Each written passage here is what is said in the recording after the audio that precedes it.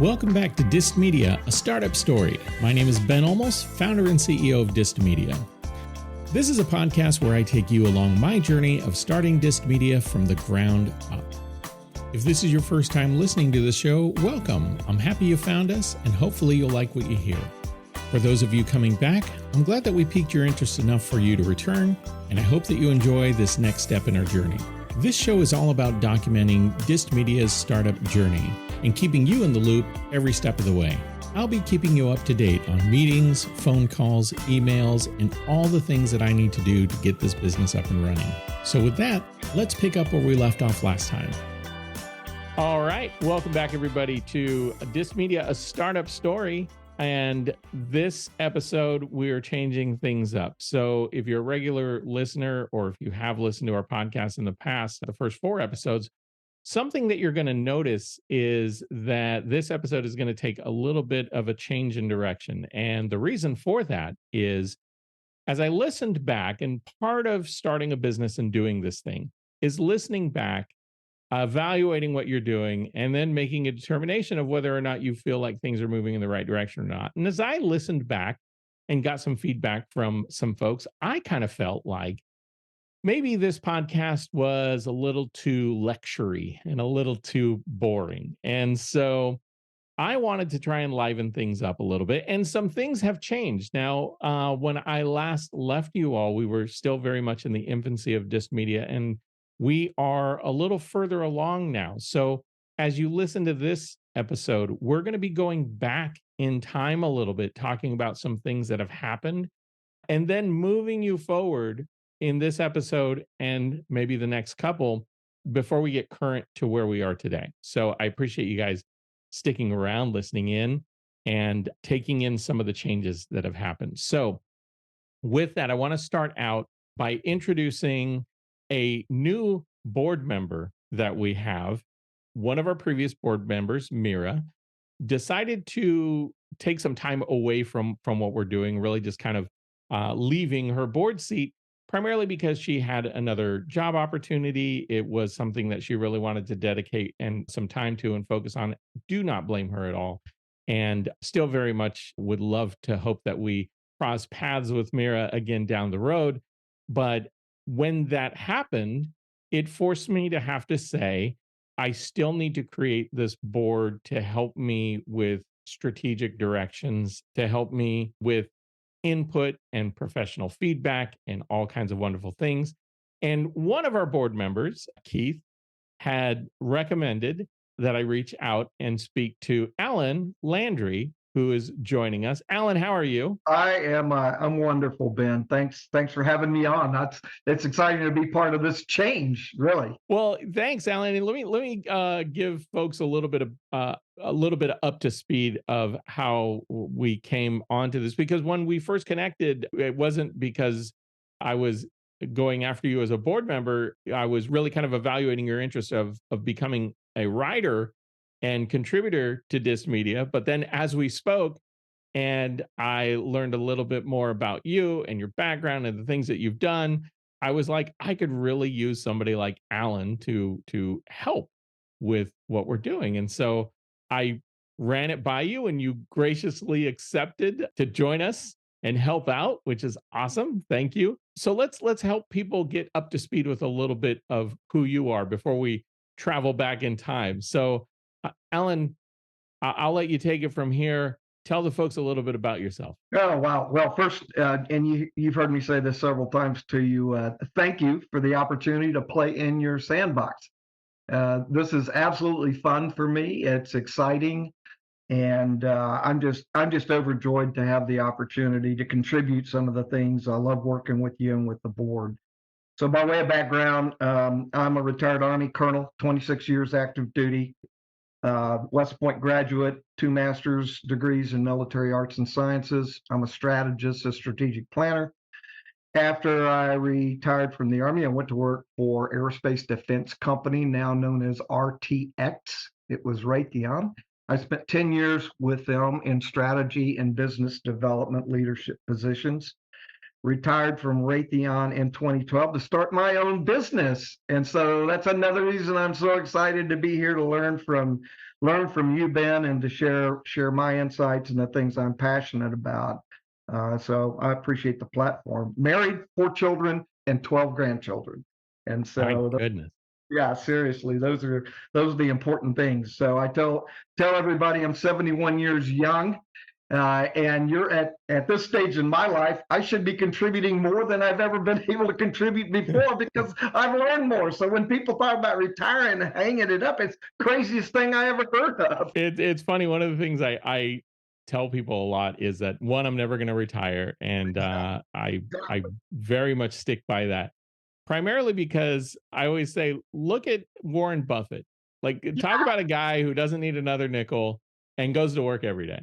And he does it because he loves what he does. And I think that's really the key, is to do something that you really enjoy, turn a buck doing it, and enjoy life. So that's a big part of it. And making a difference. I mean, at the stage that we can all learn from each other, and at the stage of our lives, one of the things I love about your board is it's very diverse, and we have every age group basically represented. And yet we're all out there with the same kind of goal and purpose, which is to make a difference and bring our passions and our strengths together to create a team that's going to make this media successful. So again, Yeah, no, I mean, I generally I love working with smart people who challenge me, who can push back on the things that I sometimes come up with, because I can come up with some crazy ideas at times. But also, I'm always looking for people who are smarter than me, but who can laugh and have a good time and enjoy the work, and not be so overtaken by the work that it then becomes a job. that's right. That's right. That's one of having this interactive opportunity here is not just a chance to learn from story, because there's nothing really more interesting, I think, in anybody's life than why are you doing what you're doing? How did you get to how did you get to where you are today? I mean, what was this little kernel of a seed that popped up in your a successful businessman? You turn around one day and said, I'm going to create a media company. Like, wow. Yeah. Well, yeah. So let's get on that. And I talked a little bit about that in previous podcasts, about this kind of being the right time to do it. And what I mean by that is really, from a technology standpoint, if one of the things that I think came out of the pandemic was a plethora of resources and tools and technology, and really kind of changed people's perceptions about what can be done in a remote environment. And as somebody who has really been looking at this stuff for some time, all the way back to, Tim Ferriss's book, 4 Hour Work Week, which is, got some years on it now. But, at the time that book came out, he's talking about setting up drop shipment businesses, setting up people who can help you all around the globe look at your emails. And, he really opened up a lot of people's eyes to what remote work looked like. And then we all became remote workers in some form or fashion once a pandemic hit. And in fairness, I say all, a lot of us, soft hand people. And what I mean by that are, people who we have soft hands because we type a lot, and we don't necessarily work with our hands as vigorously as some others do. So I'm talking about the population of people that had to work from home. There's still a great number of people who did not, that opportunity didn't come to them. But even if it didn't directly come to your everyday work life, in some form or fashion, the pandemic changed the way that we did things and made us understand the value of the internet and computers and remote connectivity and all of that stuff. So we all got very educated in that. And that's when I talk about this being the right time. It's also the right time of people who I knew who were kind of transitioning into the second chapters of their lives, many of them successful careers for many years. And me, like you, Alan, many others who are on the board, like we're not done. Like there's still a lot of things we want to do, but the work that we're doing now is more the work that is self fulfilling, that is enjoyable, that is helping us to remain creative and expand on things that we've enjoyed, but haven't necessarily had an outlet for. And so that's a big part of it too. And then we also have Matt Sancombe, who is really kind of our, he is our media expert, right? So Matt is an entrepreneur, he's a business owner, he runs multiple media organizations. And so just having his kind of guidance around some of these things of, what we can be doing better and all of that stuff, it has really helped as well. So being in the right place to have all those things come together. One of the things that I do want to shift gears on and talk about, though, is when we last left, the websites, Daily Pitch or the dailypitch.news, as well as distmedia.com, hadn't even been created yet. And so one of the things that I had to get to work on was building out those websites. And again, this is just one of those things that because of the advancements in technology, because things have gotten easier over time, the tools have gotten better, that you can create a digital presence online, a very professional looking digital presence online, and do so with some I use this cautiously when I say relative ease, because if you've never worked in this space of web pages or domain names or anything like that, it's a lot to learn. But one of the things that I always want to impress upon people is none of this stuff is impossible. I didn't know any of this stuff when I first started doing it either. I just kind of dedicated my attention to learning about it, reading about it, watching YouTube videos about it, going through endless forums and community groups and Facebook pages, and just kind of immersing yourself amongst many other people who have the same kinds of questions you do about how to get something done. And I say that because all the things that we're doing here at Dist Media, there are things that people can certainly also get a handle on and do themselves. It does take a little bit of time. It does help too, knowing people who do this for a living that I can also kind of reach out to and say, hey, I'm stuck on this thing. How do I do that? And they can say, oh, try this or try that.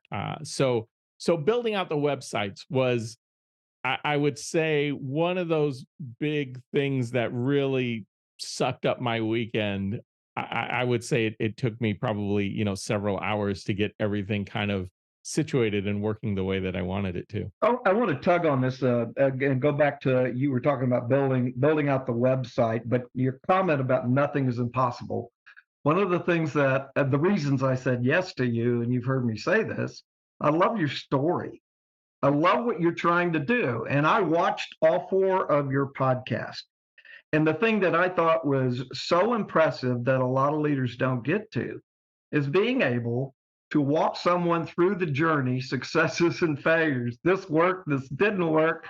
And you want people to not be afraid to innovate, to not be afraid to be an entrepreneur and to go out and do that. So you're learning as you go, but you're teaching. You're a professor, and you can't help but teach when you do go out there. But you're doing it with the purpose, and then you surround yourself with the board.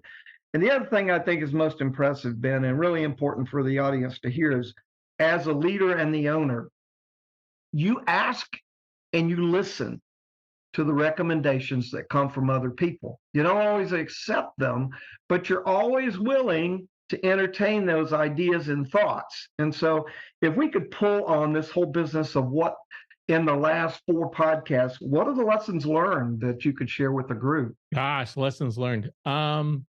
Because there's a lot going on in there's a lot of different moving parts, right? So incorporating and starting your business that way, that there are lessons to be, learned from that. And if you've never established a business entity or filed for a C corp or anything like that, those are lessons to be learned. And it's funny, I was having this conversation with one of our other board members, new board members. Haven't introduced everybody to them, but we have another Matt on our board, Matt Gilbert.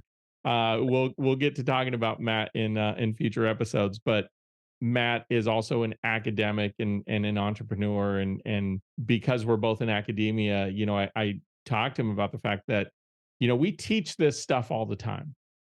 I go into classrooms all the time, and I tell people with confidence how the business world works. But some things that we talk about in the classroom, in practice, maybe we haven't practiced it to the extent that expert in that thing knows it. And that's one of the things about being a professor and teaching in college, is that a lot of times we talk theoretical, we talk concept, we draw from our own experiences, having been the nice thing about being kind of the practitioner professor is that you have worked with a lot of companies, a lot of different people, a lot of leaders.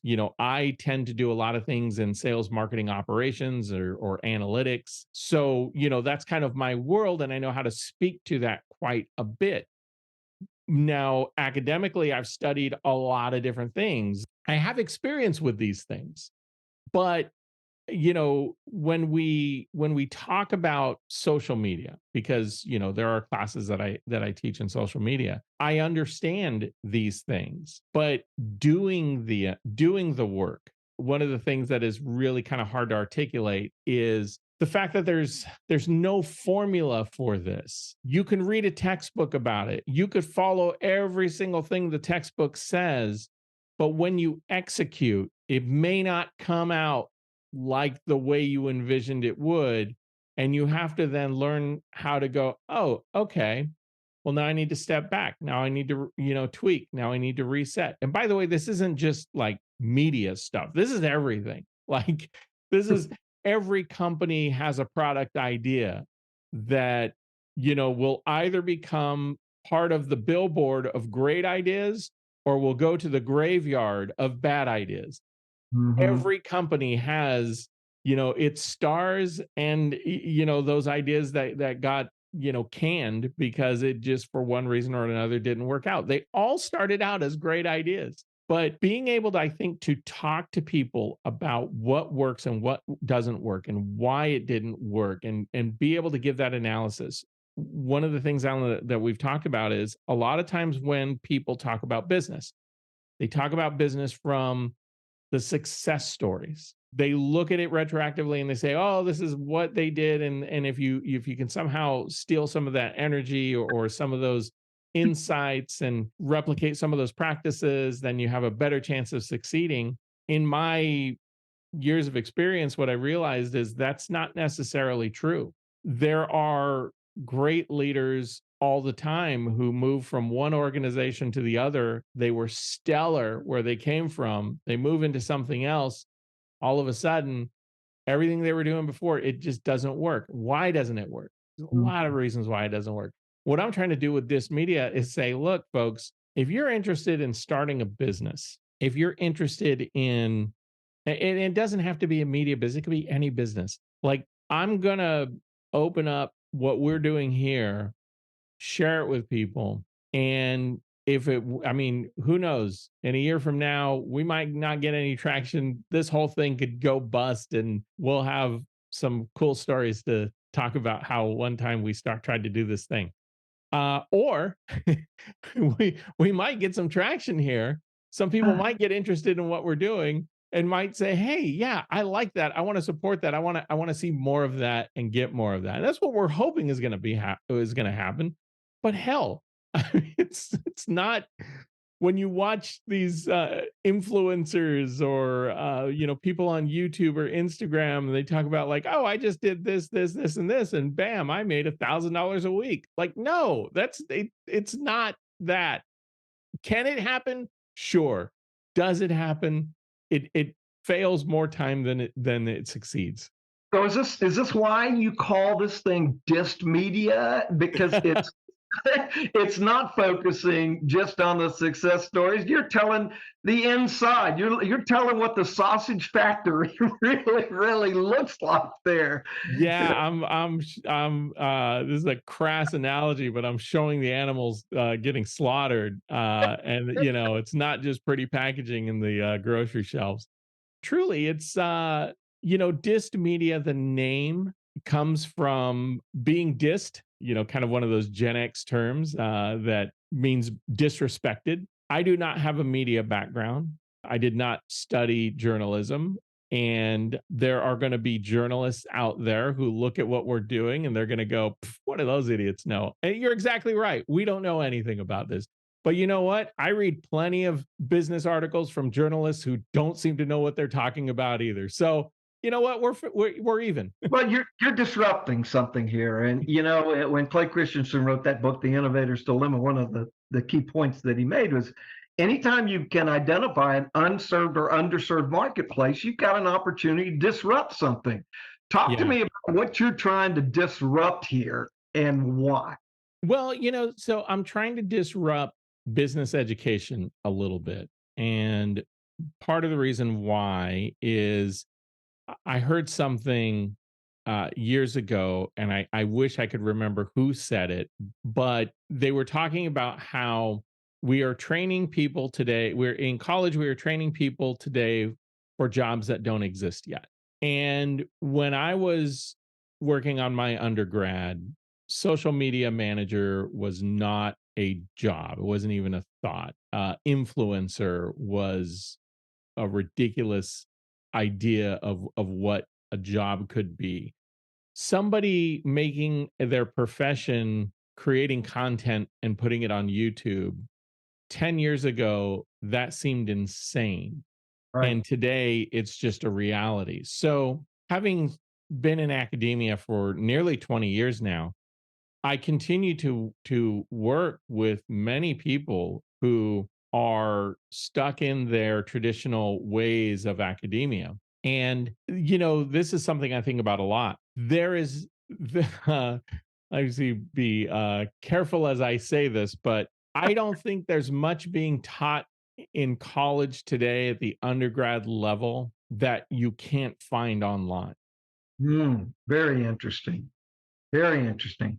And so the question many may have is, well, then what's the value of college? Well, here's the value of college.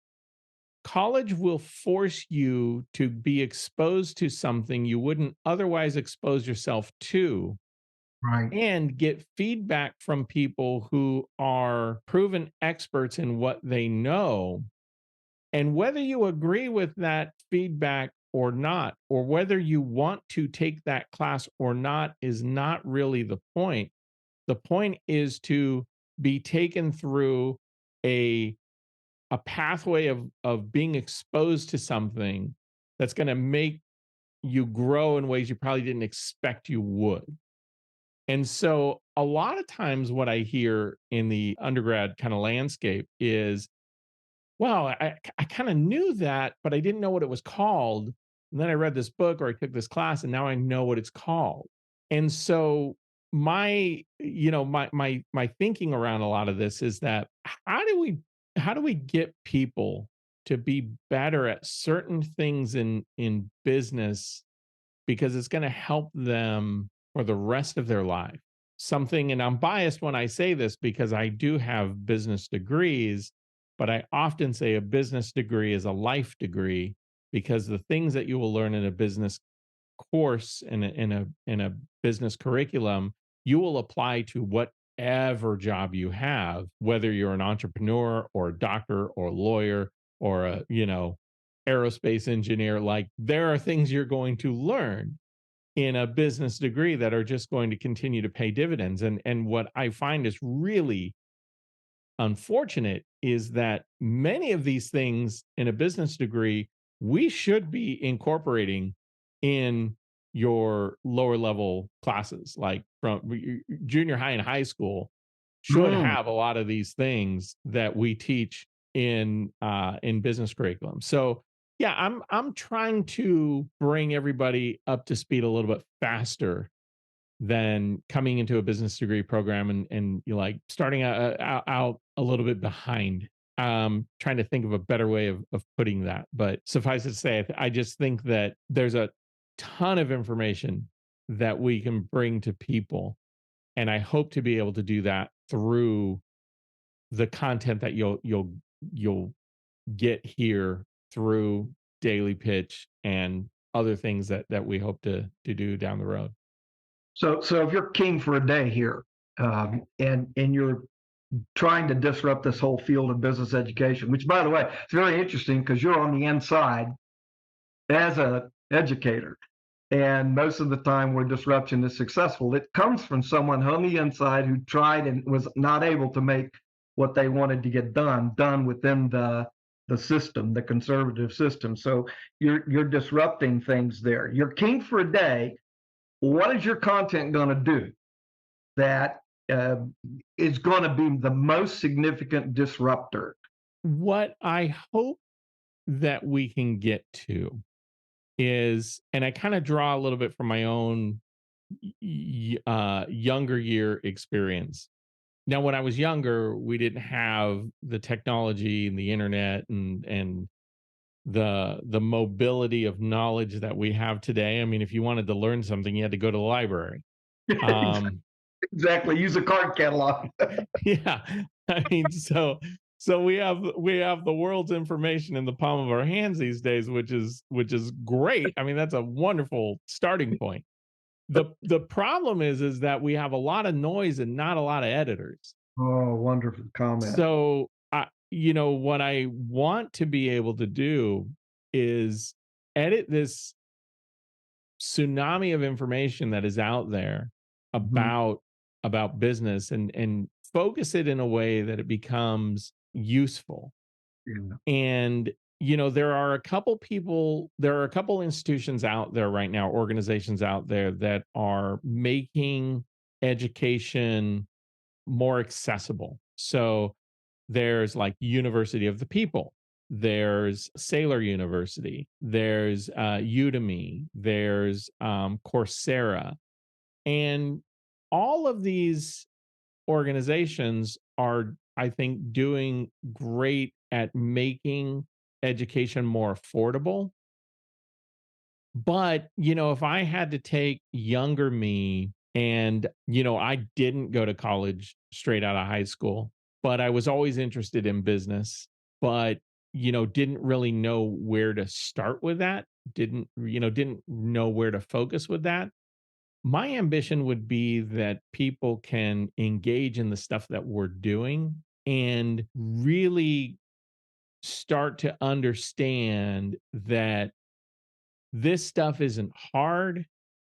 What is hard is getting yourself focused and motivated to actually do it. I think once you have the focus and the motivation, the grit, that determination, once you have that, that then lights the fuse and gets you moving. And the other part of that, I think, is getting the positive reinforcement that what you're doing is moving in the right direction. And that positive reinforcement comes from either positive feedback or, quite honestly, just dollars in your pocket. Right. So I think when somebody makes a little bit of money doing something and they realize that, like, oh, okay, well, this kind of works. Like, I want everybody to get to a point where they go, I can't believe I get paid this much for doing that. That's You know, yeah, yeah. Interesting story that you tell here because you're representative of that unserved or underserved market, and so yeah. you were in that position, and now what you're doing is leveraging your business acumen, your education, your credentials, your board, all the social technology media. You're leveraging all that to solve the problem that you didn't have a solution for when you were younger. Well, yeah, and I think that there's a lot of people out there who have that kind of potential, but they don't surround themselves with the right influences to get to where they want to be. There's another, I don't know where this saying came from, but I heard it and I liked it. What got you here won't get you there. Yeah, right. And I like that because there's a lot of people who, they get some early success, but then they don't change their circle of influence to take them to the next level. You And talk. another something that I heard this on a podcast, and I wish I could remember, but again, like I want to credit. So if anybody hears this and they're like, "Hey, dummy, this is who it came from," Yeah. let me know. But another something that I heard that I thought was really great is that you want to have the people in your life should be, more or less split up into thirds. One third of the people in your life should be people that you're trying to help bring up to your level. The other third of people in your life should be the people who are at your level that you're able to, kind of be yourself around and bounce ideas off of each other. And then the other third of people in your life should be people who are at a level that you're trying to get to, and that having that balance of always trying to attain, get to a certain level, but also working to bring people up behind you, like that just creates a really good flow for, for living. What I want to do is, like, I want to help those folks who are down there wondering, like, how do I get focused, how do I get energized, how do I do this stuff, how do I start a business, how do I start a website, like what's it going to cost me, how much do I need to save, what are the kind of people that I need to bring in to help me get to where I want to be. And everybody's story is going to be different, but like, I started this from nothing. So I want people to realize that, like, hey, even if this thing fails, you're going to learn a lot along the way, and you're going to apply that to the next thing that you do. I love the word you used, but you didn't describe it as grit. And one of the things that I have watched you in action in board meetings, when people tell you, Ben, that's a stupid idea. Why are you doing that? And you're doing exactly what you're doing now. You laugh because you're not afraid to pivot. Earlier, when you were talking about 20 years from now, maybe this all goes to puff. Well, the point is, Ben will still be out there pivoting to something else because you're not going to give up. Talk about grit and where that comes from. Oh man. I think that so something I've said a lot throughout my life is that hunger is a great motivator. True that. and so, food hunger is a great motivator. Seeing a crowd of people living the good life, and you're not, is a good motivator. Something that I haven't shared in this podcast. As I mentioned, did not go to college right out of high school, and what that meant was I had to take a lot of jobs that didn't require a degree, even though some of those jobs were some of the most fun I had. They were also the lowest paying kind of work, labor kind of work. I've done everything from fixing washers and dryers and refrigerators to delivering pizza and flowers and working in kitchens and like all kinds of stuff. The thing though is that my grit is wanting to live a better life, do things that I saw other people doing, and realizing, like, there's two attitudes you can take to seeing people do things that you're not doing. You can either try and tear them down to make them your equal, or you can try and build yourself up to get there just as well. And I much prefer building myself up than trying to just tear other people down. By the way, Angela Duckworth, she's probably the foremost expert on grit. I'm getting academic now. Grit is one of those things that there's a lot of behavioral variables in there. Yeah, grit is a hard that's a hard thing to answer. But suffice it to say, I think for me personally, it was desire to do something more. It was my upbringing. My dad had a really good work ethic to him. My siblings have really good work ethics to them. Like, Yeah. there's nobody who, I think, in my family, if you sat around and waited for something to come to you, you would get ridiculed and teased. And so, it's like just expected that you've got to go out there and work for things. I've seen a lot of grit, of course, from my military background and so forth. But what I would tell you, there's a distinction here, one that's really important for you, and part of it is your sense of humor that you bring to your grit. It's not just persevering and just hanging in there and pivoting when something doesn't work. It's doing it with that character that says, I'm going to bring other people along. And that's such a powerful thing. It's inspirational. I have to tell you, I've shared that. One of the reasons that I enjoy working with you is because of that. And part of your disruption here is bringing other people along on your journey. So, how can people engage with you and this media in this journey that we're all on now? And what kind of resources can they bring to bear to help you out, help us out? Well, it's funny right now. Anything you want to do that I don't have to pay you is very welcome. Feedback. That's good. Feedback's free, right? Well, because that's the reality of it right now. And everybody on my board right now knows this. And I've shared this with folks. Like, I'm giving I am giving up equity in the company in exchange for people's time and attention. And I think one of the things that younger people can learn from that is that by dividing up the pie and sharing it, you will get more help than trying to own everything yourself, Mm, because you want to reign supreme, and you want to run everything, you want to call the shots. Whatever movie influenced you, or television show, or public figure that you think is out there. You look at a guy like Mark Cuban. You don't think Mark Cuban has investors?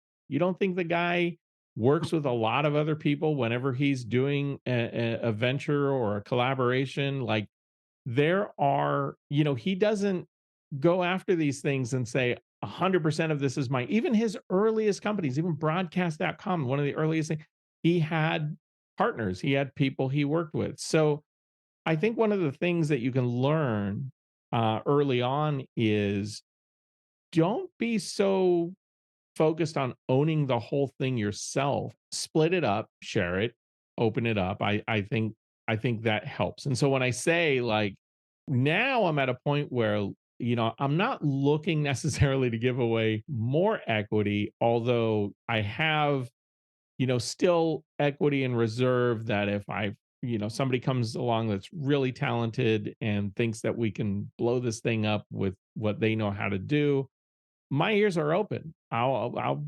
certainly entertain that thought, but also understand too that me being who I am, and the work that I do, I also enjoy all the other stuff that I am involved in, and all the other things that I'm doing. So what I want Dist Media to become is that, or what I guess I'd say, what I want people to understand about this is, you can create something like this, and it doesn't mean that you have to break away from the stuff that is your kind of bread and butter, right? So my bread and butter is not Dist Media.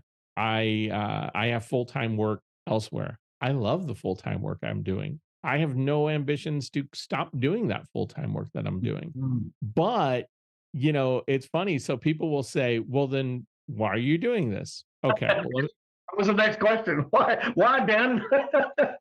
why are you doing this if you don't want to do this big thing? So people are very familiar with Shark Tank by this time, right? Does anybody ever sit there the next season of Shark Tank and ask Mark Cuban, "Are you sure you want to invest in another company? Are you sure you want to own another thing?" you realize that he splits his time across a lot of different things that he does. Exactly. And so my point here is that I'm always going to have the thing that I'm dedicated to, but what are you going to do with the other amount of time that you have left in your day? Because I think what people have to kind of think about, and by the way, and I always tell people this, like there are people who are going to listen to this next part about how I work and they're going to be like, I don't want to do that. But I'll be honest with you folks, I don't take a day off. When I go on vacation, I have my laptop. I'm always checking my email. I have several email accounts that I'm always looking at. I might work till 2 in the morning.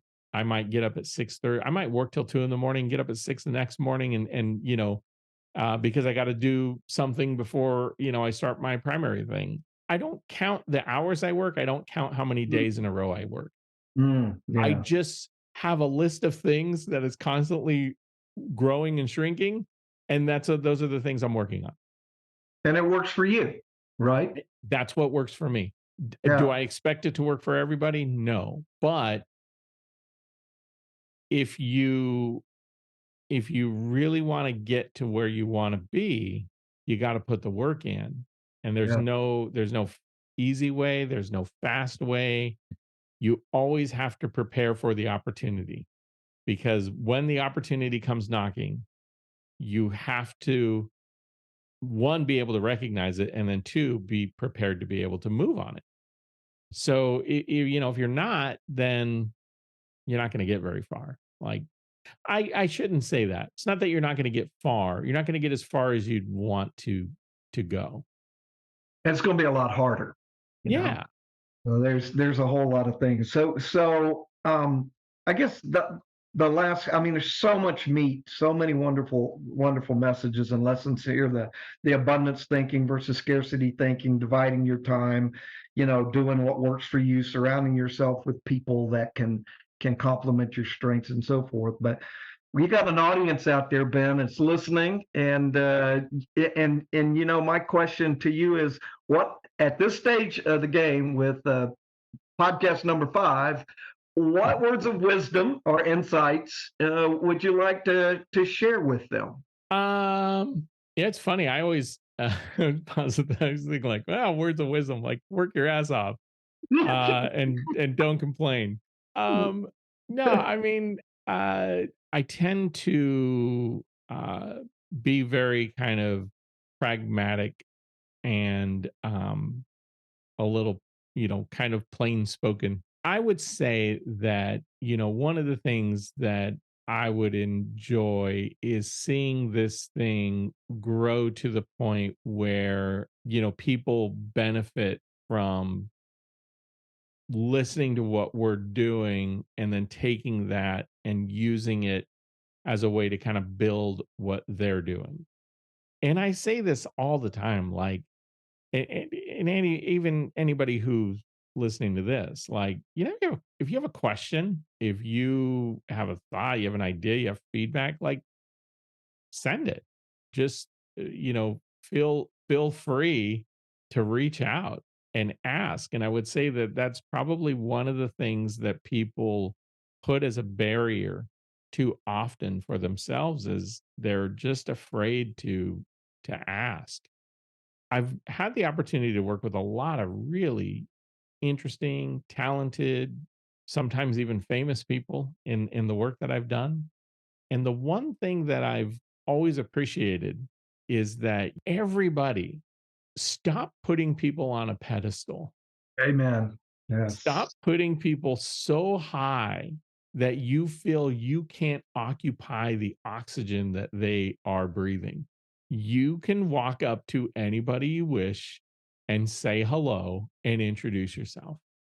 And because I guarantee you that person, uh, maybe royalty in England might have had a little bit of a head start, but you'll be surprised at the number of people who are doing well in life who didn't start out that way. Right. Don't be afraid to reach out, walk up to people, ask people questions. Just be respectful. I think with a little bit of respect, a little bit of grit and a little bit of confidence that you're not going to make an ass out of yourself. And if you do, so what? You'll get over it. That's awesome, and awesome advice there for anybody to take on board. Well, those are all the questions I've got for you today, Ben. Well, Alan, I appreciate it. I think, kind of having a format where we, kind of talk about what we're building toward is good. This episode, I think, is going to give people a little bit of understanding about you, about me, about some of, it's a little bit of a reset episode, I think, to give people a little chance to see where the ambition is. And we are going to get more into the business side of things. And so I want people to, like hang in there. I just don't want to be as lecture oriented as we have in the past. So one of the things that we're going to be doing as we move ahead is bringing on other board members and making our kind of team conversations here a little bit more open to all of you all. You get to hear us kind of build this thing and hear our ideas and what works, what might not work, but there's a lot more to learn. So coming up, we'll be talking about what we're spending to do all of this. I joked about the fact that, and it's true, I don't have a lot of money yet to pay anybody, primarily because one of the things that we are challenged with is monetizing what we're doing. So we're going to talk about that. How do we get monetized? How do we make money? We're doing a lot of effort right now. And right now we've earned, let's see, I need to break out 2 fingers. I've earned absolutely nothing so far, but that's okay because, if you do it well, it'll come. So I do want to draw the audience, anybody out there listening, if you have not checked out the Dis Media website and the content that's already out there that Ben's been working on and the other board members and so forth, take the time. He's got bite-sized chunks on this stuff, and I can commend the podcast as well as the articles. You will find something of interest in any of this stuff. So look forward to more sessions like this too, Ben. And again, thank you for letting me play in your sandbox. It's a big sandbox, man. There's lots to do, but I'm hoping that we're gonna get more focused in the weeks ahead. Because if you're checking out the stuff that's coming out now, we're talking about things that are happening in the past. So we'll get up to speed here soon, and then we'll be putting some shows together on content and all of that stuff. So look forward to it. All right. Well, folks, thanks again for checking out Dis Media, a startup story. You can always check out the work that we are doing on thedailypitch.news. Or if you're curious about other things that we might have in the works, you can also go to dismedia.com. But until next time, we'll see you later. See you later. Adios.